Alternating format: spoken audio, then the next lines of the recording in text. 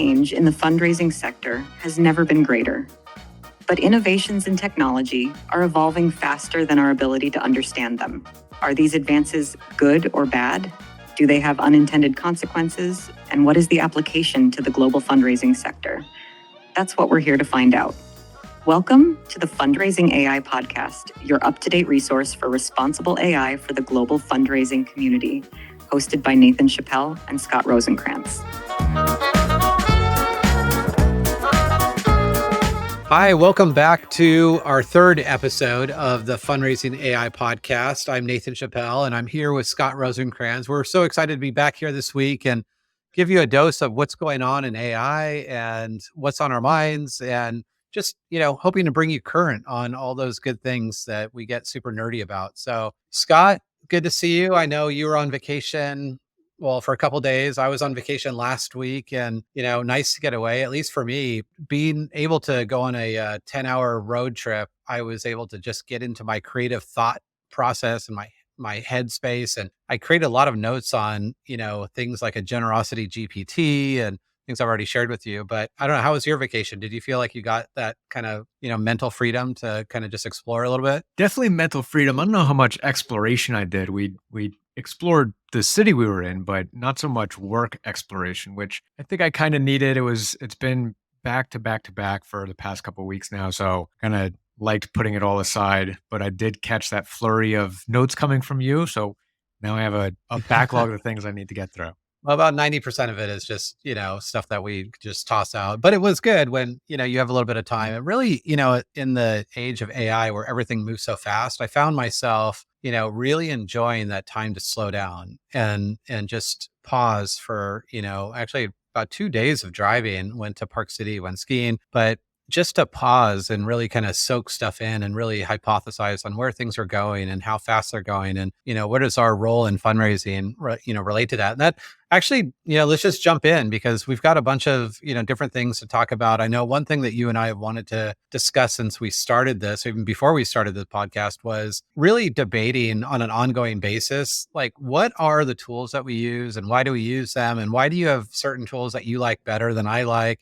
It's one of the probably most common questions that you and I get from either colleagues or friends or family. During Super Bowl last night, we had a whole conversation about ChatGPT and Perplexity. It was awesome. Yeah, so let's do that. Let's start that today. And as things change and new browsers come out, and I know you're definitely more of an early adopter than I am, even, and try, really sketchy stuff out there. All that to say, why don't we just jump in and talk about the tools, the AI tools that you like, kind of why you like them, maybe even some that you've tried that you don't like.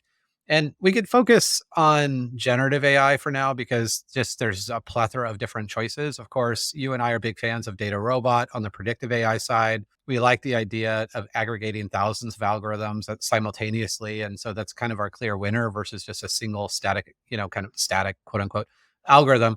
So on the generative side, it's way more fun to talk about, right? So because almost every week there's something new coming up. So why don't you go first, and then I'll either debate you or I'll concur with you. I don't know. We'll see what you say actually on this. Yeah, generative AI is way more exciting to talk about than predictive. So in terms of tools, you mentioned the sketchy ones.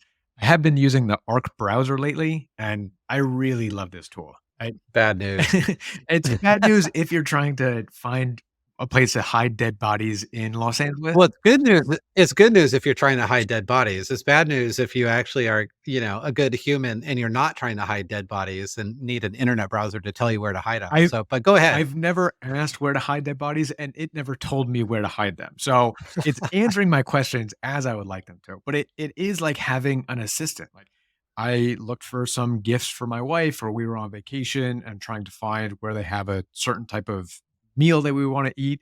And instead of putting me into a Google search where there's 40 different links and all saying, here's the top 10 places to eat this in Savannah, it creates a website just for me based on what I'm looking for. And it just sifts through all the noise. It makes it so much easier. I think I'm in love with this. Okay, so go back to what it's called and how people access it. And then I'll still debate you on whether it's actually good for humanity or not. But all right, it's called Arc.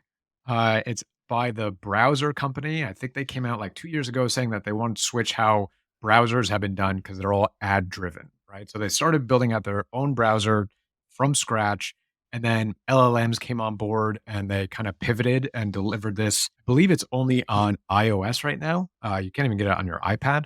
You can, but it's the iPhone version. But it's just an awesome tool. It's you type in a question, you can either do a regular search like you would with any other browser, or you could say browse for me, and it'll put together this whole basic report essentially. So this is, the rub for the audience. So where Scott is this early adopter, just jumps in head first and calls me up and is like, "Oh my gosh, you got to buy this thing on Kickstarter. Like, go do it." And I usually do. Like, And it's I worked a admit, couple like, times. well, a couple, yeah, let's say I, let's a good way to qualify. A couple Sometime. times. There are a couple times it didn't work, but I usually kind of follow suit. And Scott called and was talking about the Arc browser the other day, and I was like, I mean, it sounds rad because you've got basically the death of Google search, right? Already made possible by large language models, GPT, Claude, Perplexity, whatever. And Google knows that. There's a big article this weekend about how Google basically is already foreseeing the end of the kind of browser era or the search era and moving into purely AI created, browsing experiences. And that's what this is.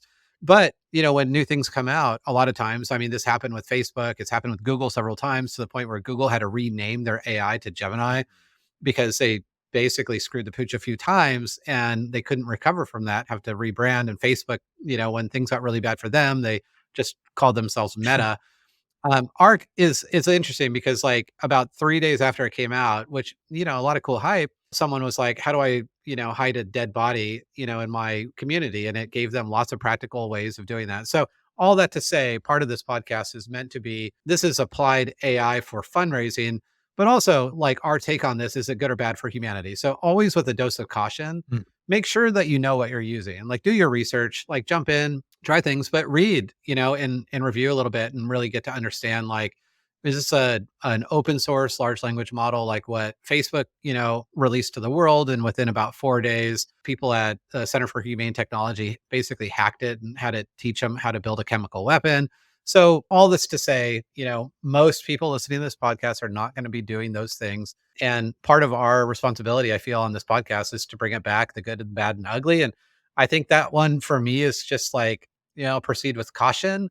You're going to just jump in full bore and, we'll see how it goes. We'll have to report back, in the coming weeks. So, Yeah. but it's cool to see advances like that show up in the sector so quickly. Even outside of that, I don't know if I would necessarily recommend it because it's basically like Perplexity. It's basically like Co-Pilot. So if you are using those services, those are definitely, I think Co-Pilot is much safer and has a lot more guardrails around it, right? Co-Pilot by Bing. So you're not getting much. It might just be more the novelty that I jump into it for. Yeah, I mean, there is some novelty until you find out it's got limitations, right? It's Yeah. all cool and upside, when something's new. For me, it's still OpenAI because OpenAI is kind of like, it ends up being like a brand of Kleenex. Like I just like, Yeah. the soft Kleenex or whatever. OpenAI feels like that. There are definitely times where I'll move over to Perplexity, especially when I want like, really easy citations of things. But even Perplexity is using OpenAI, so it's like a non-loser proposition there. And then Copilot, I'll have to tell you, like, or I have to share that when you and I were up at Microsoft and we saw that demo of basically Copilot, embedded into all the Microsoft Office suite, I was like, oh my gosh, I want this like now. Yeah. Like it was like I could imagine a world right then when AI is just ubiquitous with all productivity. Yeah. And that was nuts. So again, being a fan of OpenAI, I'm like rooting for them. I'm like, yeah, like go you, because you've already got the market on like kind of the first, and you just, 200 million subscribers in the first 2 months. And I know a lot of them fell off, but a lot of them are still there. But then you've got Perplexity, which gives you kind of like as an AI aggregator, all the, Claude and Bing and all the search functionality as well with OpenAI. So it's kind of a cool thing to just have these different tools at your disposal and kind of hash them out based on what your use case is. I mean, would you say that too? Like, do you use the tool based on what use case you have, or do you just kind of stick with like Perplexity all the time? Absolutely. And I mean, even when you and I talk to clients about AI education, it's always about use case, right? So same thing with generative AI. OpenAI, I go to whenever I just want to try out their new tools. Usually when I'm putting together like a presentation or a report, or I want to write something and don't want to stare at a blank page, I go to OpenAI or ChatGPT. Yeah. If any image generation, I go to Dolly, right? If I want to do research on something, that's when I go to Perplexity. If I want to buy something, then I'm probably going to Copilot or Arc. Yeah. So let's break this. Actually going to go, I'm going to diverge a little bit too, because I was reflecting on one of the Super Bowl, GPT conversations we had last night. So we're talking more about GPT than we were Super Bowl, actually. Not surprising, because you and I had already admitted that we don't watch sports, and that's why we stay up on all the nerdy stuff. But I was with a person who had never been on any large language model, so not ChatGPT, and her claim was that she didn't feel like it was safe and didn't know how it worked, so that she just didn't want to do it, and really didn't know how she would do it. Like, I think there was more of a mental block, and Connor Grennan has a new AI mindset, which it really hit home. It's like your biggest limitation to using a large language model for anything, for like you creative brainstorming or first draft or whatever, it is truly the mindset. Mhm. Because once I started talking about like, well, did the internet browser change the way you did work? And it's like, well, yeah, of course, everyone, the internet browser, it's like no brainer. Could you go back to that day of like not using it? And, we were reflecting on a time when like internet browsers were like kind of quote unquote illegal in school. And it's so interesting because I had a IBM PS1 when I was going through undergrad. I think I was the only student in my class that had their own computer. All the other, schmucks were like going over to the library and looking at microfiche. And I was like,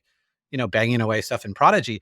But it was scary for people. Like I reflect on, I think it was in like, OS 9, the Mac OS 9, where it brought up the computer screen and it asked you like, do you want to know, or are you ready for the internet? Do you want to know more about the internet, or I'm not ready for the internet? And as a brand new computer owner, you had a choice of three things. Like, I'm not ready. Like, let's not do it. I think that's where a lot of people are right now. And I don't know. I just would want to encourage listeners, like Scott and I talk about this stuff like it's just like part of our left hand. Yeah. Like I mean, are you like this too, Scott? Like something to switch in my brain where I don't even think of going to Google anymore to do a search. Like if someone tells me about a cool place in the Swiss Alps, because you and I are going to Geneva, I would not go to Google for that. Right. And that's amazing, because for years we've been trained like that's where you go for that kind of stuff. So I think that AI mindset's so spot on, to get to the point. So are you in the same kind of boat? You've been using, I guess it's been a year now, right? So like we've kind of retrained our brains to be like the better source for more accurate information, aggregated information is say Gen AI. Are you there? Definitely there. So I'm not using Google nearly as much, right? Maybe for like a restaurant or so, maybe, but I find that I'm leaning towards using Arc more than that, right? Or Copilot more than Yeah. that. I also find that I'm asking more questions. I might have a question pop in my head, and then I don't want to deal with a Google search to try to find the answer, but I'll go to Perplexity because I know it'll give me a clean answer, like the history of the New Year's Eve ball dropping, right? Google would have Yeah. given me a slew of pages I don't really care about, but Perplexity gave it nice and clean. But I do find that, and this probably is more for our audience, that I'm using generative AI more for just kind of information searching, but that doesn't mean like I still need to remind myself that it's accessible as a tool to make my work more efficient, right? I find that it Mm, it seeps more into my personal life than my work life. And I was talking to mm, when I was at the conference last week, I was talking to people during my presentation saying it's easy for me to do things the way that I've been doing them because I've been doing them for my entire career this way, sure. right? It's much harder for me to see this other tool and try to figure it out and iterate to improve it, even though I know it's going to save me time in the end. So I'm trying like Mm. that's a mental block that I'm trying to actively work against. Are you seeing the same thing? I know that you're in ChatGPT, like I'm kind of the opposite. Yeah, like I use it less for personal life, unless I'm like going to take a trip somewhere I've not been and then like give me some ideas. That's what I mean. It was such a huge time saver going to Hong Kong last year, and not knowing what I was doing versus reading through like Mhm. so much clickbait and Google, and like that's just exhausting. But like earlier today, great example is like I do a lot of presentations, and so they're just, you always want to come up with something new. You just don't want it to, you get bored of the same thing. So I'm like, okay, give me a couple titles for a new presentation that focuses on beneficial and responsible AI. And then it's like, well, okay, here's these things. So I like come up with one, I find it. And then I was like, your quick instinct is like, okay, well now I got to write, what are the learning outcomes or what's the description? But like, I'm like, nope, hard stop. Like, all right, that's cool. I like this title. Like, give me a description. And it's like, I almost to the point where it's like, I would not even begin to write a few words. It's just so instinctual now for me to just use, ChatGPT to like guide me through that process. And of course I edit it and like kind of pick and choose and things I like. But man, the amount that I'm able to do now, and to be honest, like a higher quality, like because I just like it's the other stuff's exhausting and tiring. And like I'm truly offloading work that I don't want to do to begin with. And that was kind of the conversation last night. So this person works at a nonprofit. They're a fairly large adoption agency, fostering an adoption agency. And part of that generosity crisis, less people volunteering, less people giving, less people, taking care of, friends and neighbors in their community. And they're finding it really challenging of finding people that kind of match the profile of someone who would want to foster a child, or how to approach it in new and creative ways. And I'm like, has anyone on your team, it's a fairly large organization, like anyone on your team gone to ChatGPT and asked, like, give me 10 creative ways that I could, and she's like eyes out, like what, like, cause she was struggling with like, how would I even use this? And I know you and I are going to do a day on major gift fundraising and prospect Yeah. development and transformative gift fundraising. And we'll break down like use cases for all those different things. But all of a sudden she just is like, oh, like the, like it halo or effect or whatever. And she's like, oh my gosh, like on my phone. And I use, the speech version on my phone a lot and be like, just talk to it because it's kind of fun. And it's like, well, here's some ideas, and you could do this, this, or this, or this, or this. And it's like, and none of them were like insanely profound. Like, but there Right. was a lot of like, she was like, whoa, like this is insane. Like this took like all of the work that we've ever done in our organization for all the years, and it just spit it out like it was nothing. But it also had some really good nuggets based on true like psychology, like she hadn't even thought of before. And so it left her kind of like she was quiet after that for a while. She's like, okay, my head is spinning now. My head's spinning. So, okay, so we have to transition out because we're like going to spend way too much time on this. But I want to move into something from Allie Miller, because Allie Miller, if people don't follow her on LinkedIn, she was like the person who kind of built machine learning at AWS years ago. And she must have been like 18 years old because she's young and she's just like insanely brilliant. She's got millions of followers on LinkedIn and other places, and just really practical advice for AI. We could put her link and her podcast in the show notes. But she was talking the other day about this. Since we're talking about using GPT all the time, Salesforce did the study that I thought was pretty alarming, actually. And maybe I shouldn't have been surprised by it, but I was a little bit surprised because we talk with a lot of nonprofits that are like my friend, who just like, Right. yeah, maybe someday in the future, but I don't trust it. I don't know. But this thing, it's full of statistics here, but kind of top line, the top two workers that are using generative AI at work, 28%. Okay. Well, that still seems low to me, right? Because I Low. can't even fathom going through a day at work without generative AI. But the second was surprising. Workers using AI without their employer's approval, over 50%. So this is like in it boggling my mind, especially our orientation around the nonprofit sector, because I spent 20 years working in a nonprofit, and I never worked in a nonprofit that had more resources than I needed. Mhm. Like the uniform truth of nonprofit is that you don't have enough people or money to do all the things that you want to do. You don't have the money to experiment, for R&D, for all of that. That, I mean, it's kind of it's laughable. So when I look at a tool that does the things that you and I are just talking about, that create like so much efficiency, at the very least, like creativity and productivity, but just pure efficiency, it's astounding to me how people aren't just like not even doubling down. That's not even enough, like doubling down. You and I were up at a nonprofit and we're like, hey, who on this team has been using AI? Because of course they use predictive AI with our work, and we're providing a lot of clear stuff for them on who might give. But